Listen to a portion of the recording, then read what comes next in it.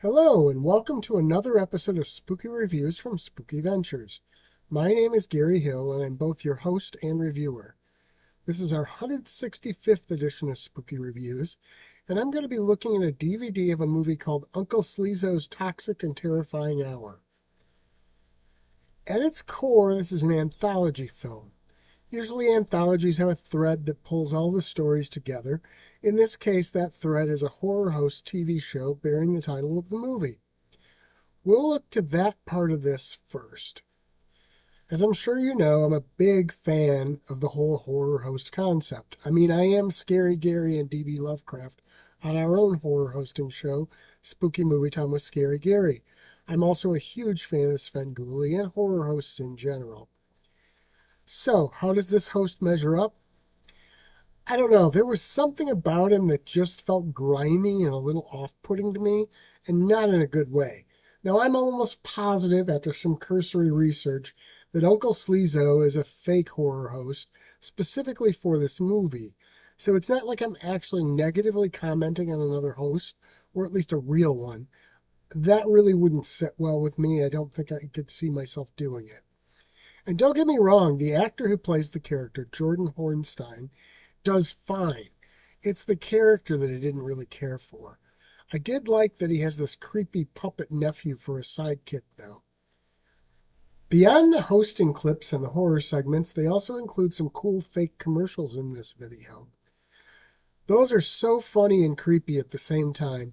There's one in particular that went over the top for me and I couldn't watch it, but that's more of a personal gross out than anything else. So your mileage may definitely vary on that. That brings us to the stories. The first is a pseudo-vintage werewolf movie. It's in black and white, and the story is pretty interesting and inventive. It doesn't play the werewolf thing completely by the numbers, and I really like that. And there just aren't enough werewolf things out there, really. The second story is much creepier and outside the box. It centers around a young woman who has just bought a house. Her friend insists on taking her to see a psychic. In doing a reading, she finds out that the person who is her soulmate is also dead. And the story goes on from there as she goes home and tries to deal with that information. The final story is downright chilling and horrifying to me. I can't really tell you much more without spoilers, but I'll say that out of the three stories, that one is definitely my favorite by a long shot. I should also add that there's another framing device used at the beginning and end, with a kid tuning in the horror show on the TV. Now that's unusual to have two frames, one inside the other in an anthology movie.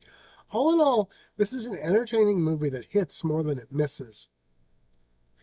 In terms of bonus features, there were two that I really enjoyed. One of those was the gag reel. I just like gag reels. What can I say? The other was a detailed look at a prop from one of the fake commercials. It was a Jeffrey Dahmer playhouse, and the person who created it gives us a tour of all the details you can't pick up just watching it in the show. He really did his research and put so many interesting details into it. I love seeing those kind of things being done behind the scenes of films. Spooky Ventures is the home for spooky content and spooky merchandise on the web. Check it out today at spookyventures.com. And remember, always keep it spooky.